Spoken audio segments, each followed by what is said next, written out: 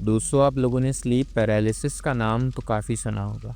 लेकिन क्या आप जानते हैं कि स्लीप पैरालिसिस बतौर साइंस के एक ऐसी कैफ़ियत है जिसमें आपके दिमाग से आपके जिस्म को भेजे जाने वाले सिग्नल, जो कि आपके जिस्म के मुख्तलिफ़ अज़ा को हरकत करने के लिए मुतरादिफ़ करते हैं, वो कुछ देर के लिए बंद हो जाते हैं। मानो आपके दिमाग और आपके जिस्म के दरमियान जो ताल्लुक़ है वो थोड़ी देर के लिए कट कर रह जाता है।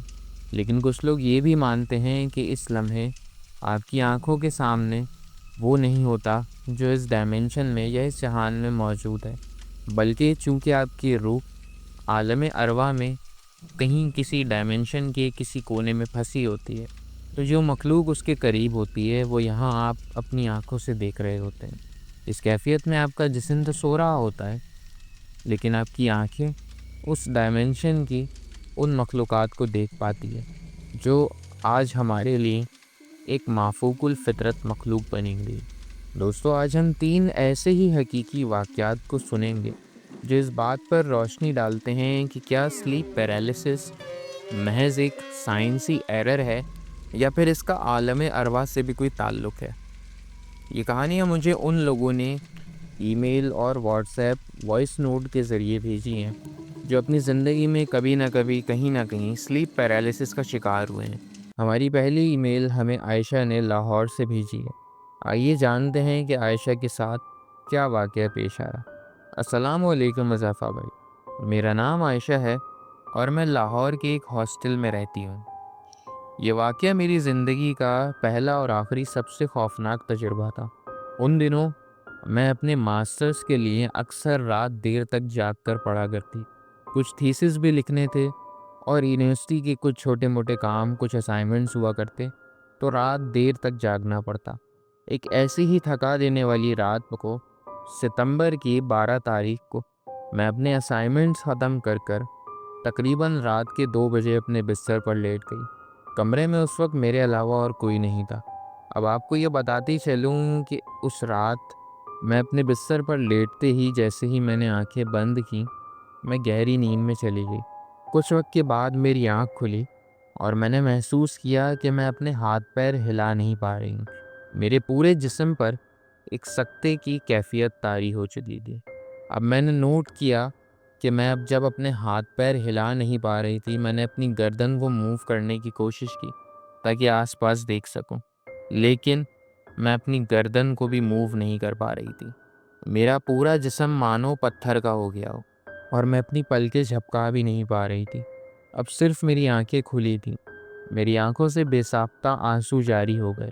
इसी असना में मेरे कमरे के एक कोने में, जहाँ पर घुप अंधेरा था, मैंने देखा कि वहाँ से एक काली परछाई आहिस्ता-आहिस्ता मेरी तरफ आ रही है। अब मैंने नोट किया वो एक लंबी सी और काफ़ी खौफनाक शख्सियत थी, जो काली परछाई या ऐसा मानो कि किसी काले कपड़े में लिपटी हुई थी। ना उसकी कोई आँखें थी, ना कोई चेहरा था। वो बस एक लंबी काली परछाई थी। आहिस्ता-आहिस्ता वो परछाई मेरी तरफ बढ़ने लगी।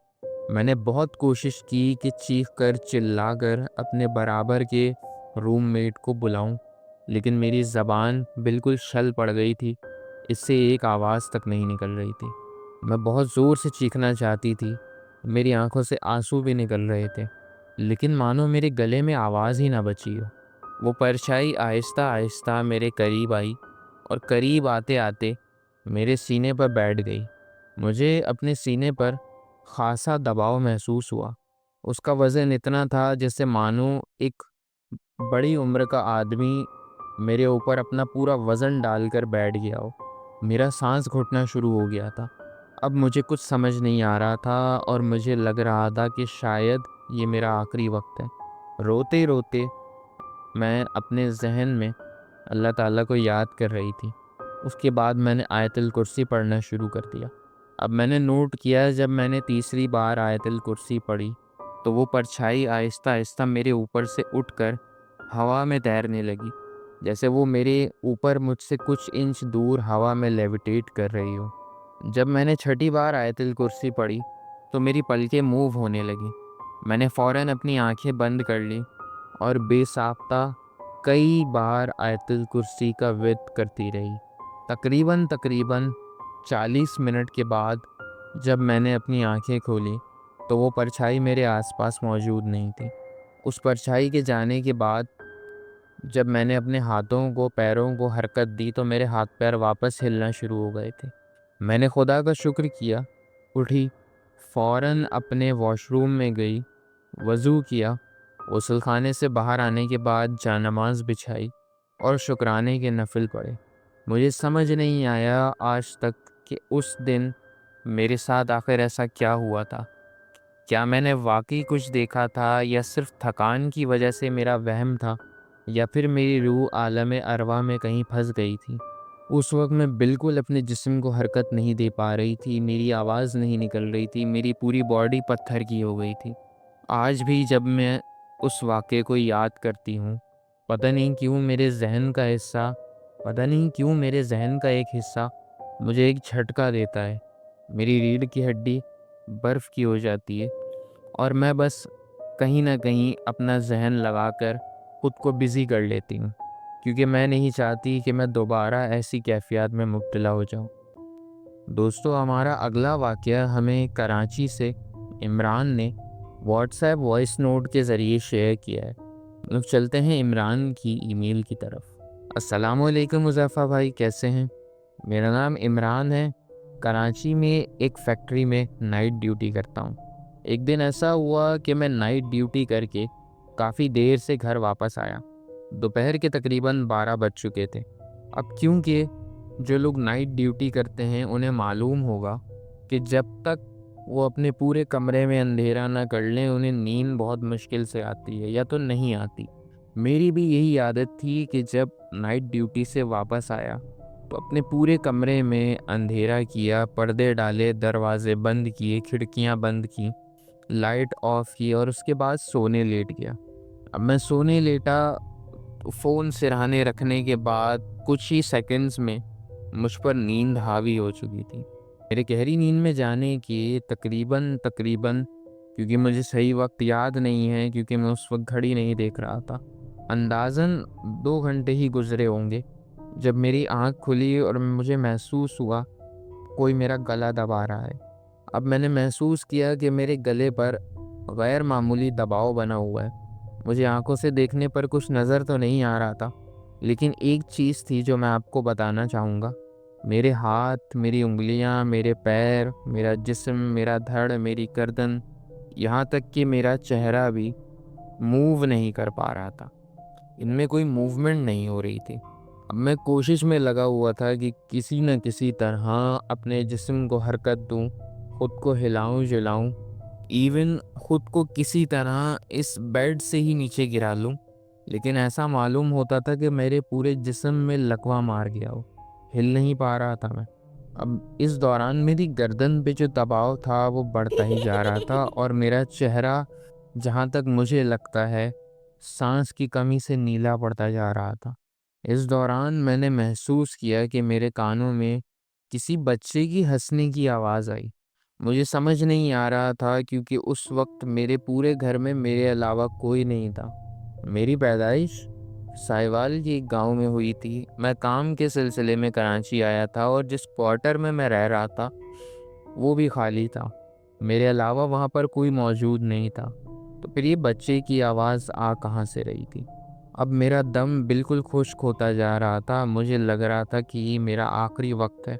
मैंने दिल ही दिल में अल्लाह को याद करना और कलमा पढ़ना शुरू कर दिया था, क्योंकि मुझे लगता था इसके बाद मैं नहीं बचूंगा।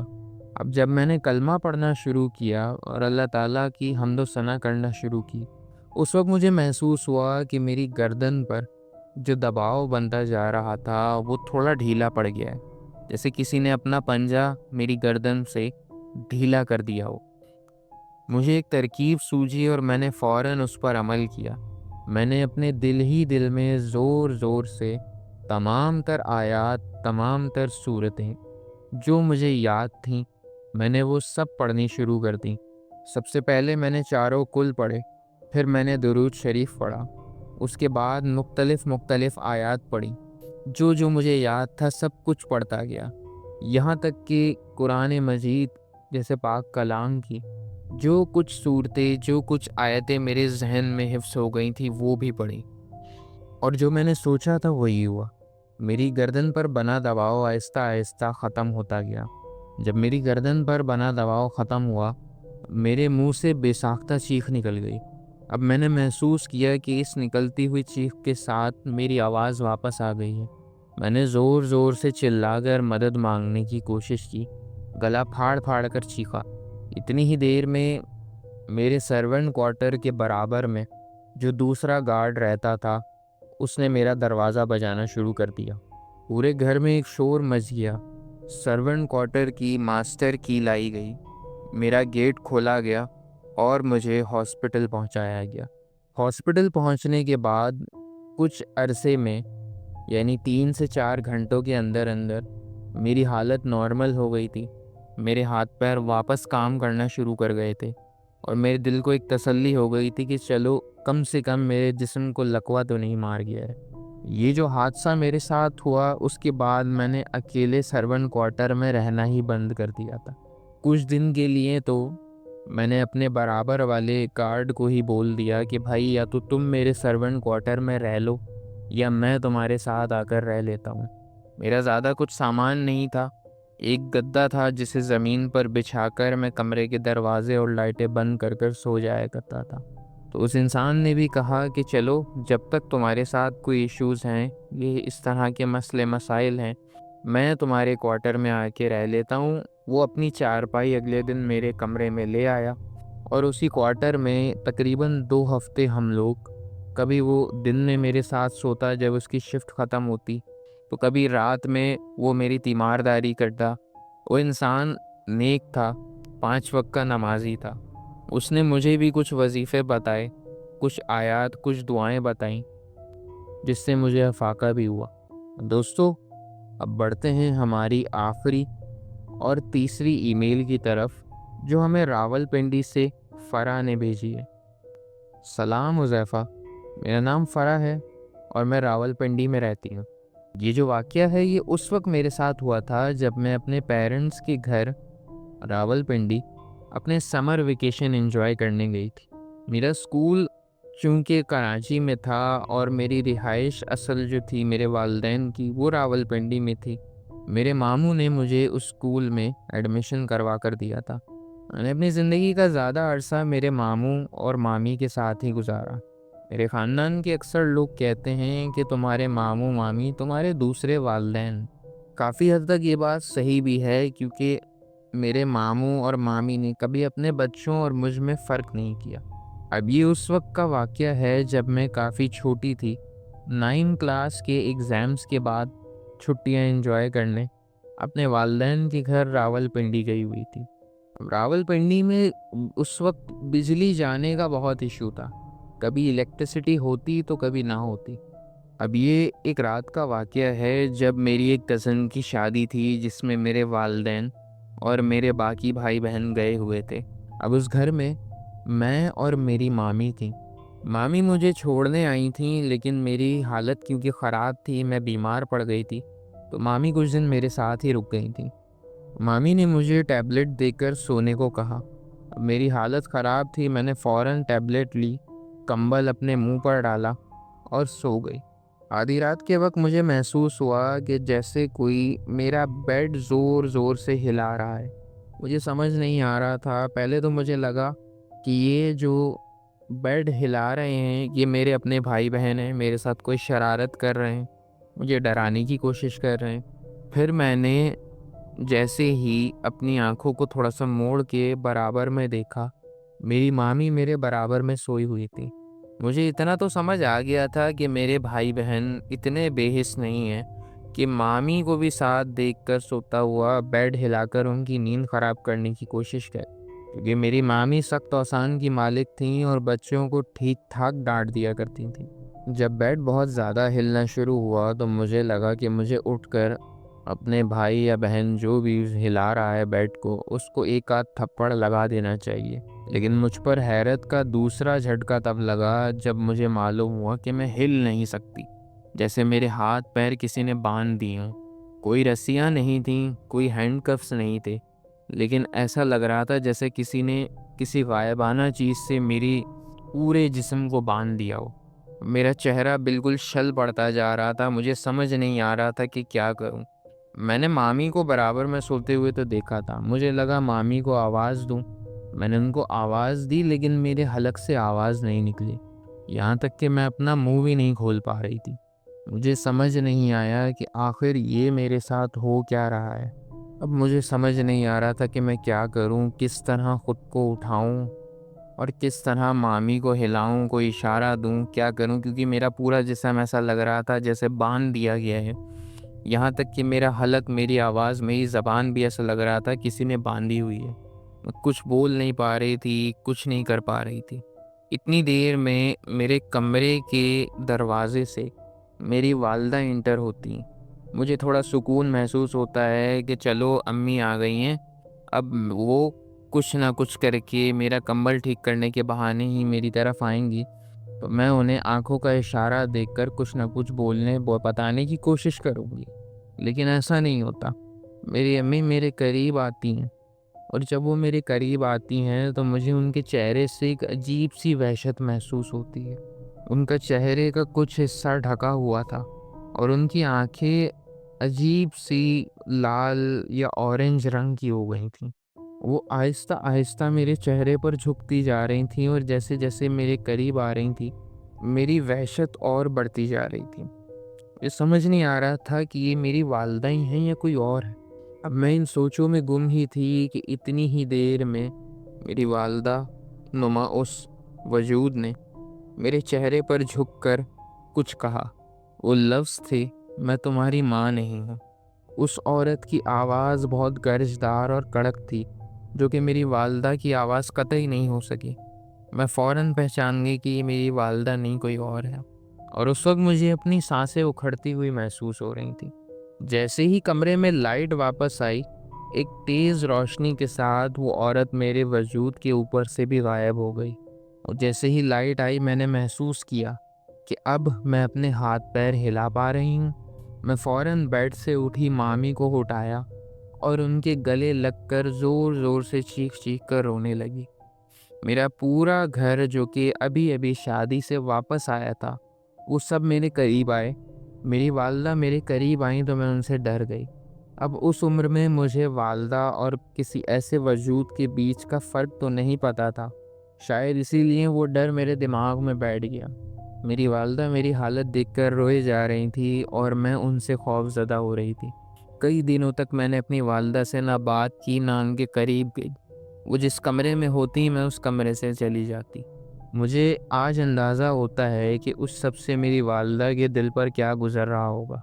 लेकिन उस वक़्त मुझे ये समझ नहीं आ रहा था कि ये मेरी वालदा ही हैं या फिर वही वजूद है जिसने मुझे डरा दिया था।